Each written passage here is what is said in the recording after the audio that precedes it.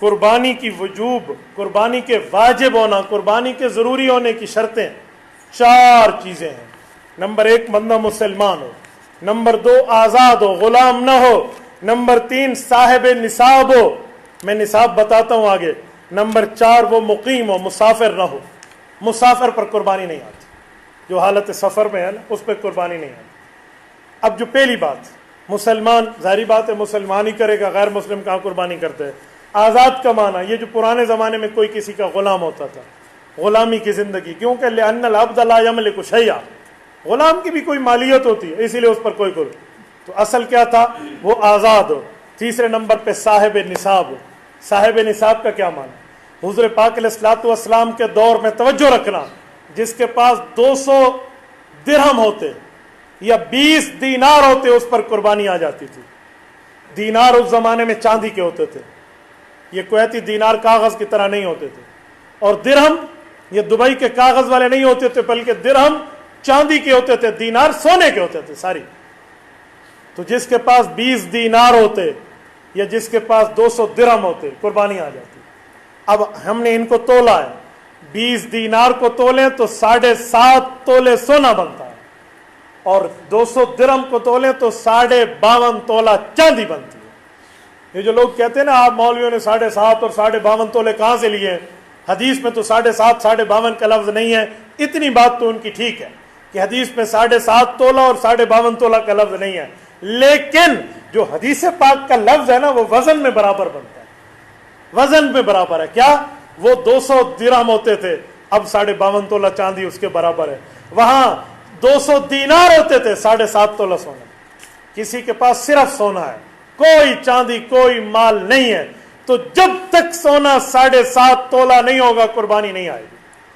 صرف چاندی ہے، کوئی مال کوئی سونا کوئی اور کچھ نہیں ہے، جب تک 52.5 تولہ چاندی نہیں ہوگی قربانی نہیں آئے گی۔ لیکن تیسری صورت جو ہر گھر میں ہے وہ کیا ہے، سونا اور چاندی ملا کر ہے، تھوڑا سونا ہے تھوڑا چاندی ہے، نہ وہ 7.5 ہے نہ وہ 52.5 ہے، تو جب 2 مل جائیں گے پھر کس کا اعتبار کریں گے؟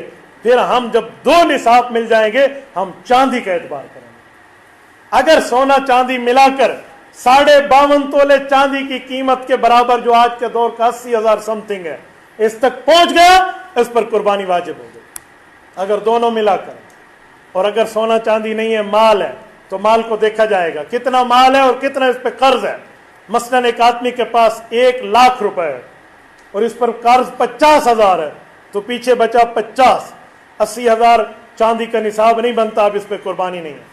لیکن ایک آدمی ہے 1,00,000 روپے کا مالک ہے اور اس پر قرضہ ہے 10,000، پیچھے اس کا بچتا ہے 90,000، اس پر قربانی آ گئی ہے۔ اسی طرح کوئی بندہ ہے جس بندے کے پاس 10,00,000 روپے ہیں اور اس کے اوپر 9,00,000 قرض ہے، 1,00,000 پھر بھی بچتا ہے نا، تو قربانی پھر بھی آ گئی۔ ہم یہ دیکھیں گے قرض کو منہا کر کے نکال کے، اس کے بعد اس کے پاس مالیت کتنی بچتی ہے۔ دوسرا اور تیسرا پوائنٹ اسی مسئلے کا، آپ کی کمیٹی نکلنی ہے۔ کمیٹی کی 2 حیثیتیں ہوتی ہیں، ایک ہے کمیٹی آپ لے چکے ہیں پھر قسطیں دے رہے ہیں، یہ نہیں، وہ تو آپ پہ قرضہ ہے۔ ایک ہے کمیٹی آپ کی نکلنی ہے، تو دیکھیں گے کتنے پیسے آپ ابھی تک جمع کرا چکے۔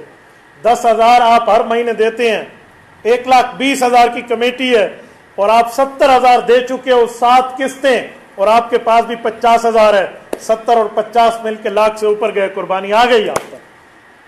اسی طرح آپ کے پاس کچھ بھی نہیں ہے، لیکن کسی آدمی نے آپ کا قرضہ دینا ہے، قرض میں دیکھیں گے کتنا دینا ہے، مثلا 1,00,000 قرضہ دینا ہے اس نے، ابھی اس کے پاس ٹیڈی بھی نہیں ہے، لیکن اس کا 1,00,000 اس نے قرضہ دینا ہے، اس پر قربانی واجب ہے۔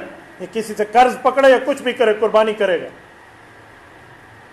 اچھا، قرض کی بھی 2 قسمیں، ایک ہے دینا ہے، ایک ہے دیتا ہوں، وہ کہتے ہیں نن بشی سبا بشی، نا آج دوں گا اور کل دوں گا، اور نہ دے کھا جائے۔ تو قرض کی 2 قسمیں، ایک ہے ملنے کی امید ہے تو پھر آپ کے اوپر لازم ہے قربانی، ایک ہے وہ آپ کا پیسہ کھا گیا ہے، وہ نہیں دیتا، وہ قابو ہو گیا ہے، اسے کہتے ہیں مال زمار، اس پر کوئی قربانی نہیں ہے، چاہے کروڑ روپیہ بھی کوئی آپ کا کھا گیا ہے۔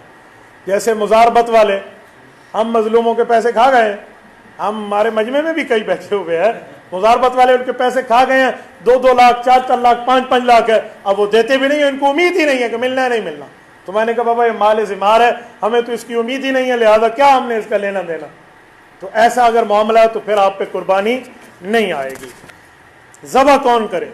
ذبح کے بارے میں دو باتیں ذہن میں رکھیں، مسلمان ہو یا اہل کتاب ہو، یہ دونوں ذبح کر سکتے ہیں۔ مسلمان تو سمجھتے ہیں، اہل کتاب کون ہے؟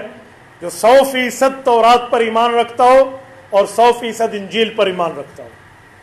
لیکن آج کے دور میں اہل کتاب بھی اہل کتاب نہیں رہے، میں جانتا ہوں، باقی یہ جیوز کو بھی اور کرسچینٹی کو بھی میں نے پڑھا بھی ہے، میں نے دیکھا بھی ہے، یہ لوگ اپنے مذہب پہ بھی مضبوط نہیں ہیں، ان کی مذہب میں ایک ارتداد آ چکا ہے، ان کے مذہب تبدیل ہو چکے ہیں۔ لہٰذا آج کے دور میں اہل کتاب سے نہ کرائیں، احتیاط یہی ہے، یا خود کریں یا کسی مسلمان سے کرائیں۔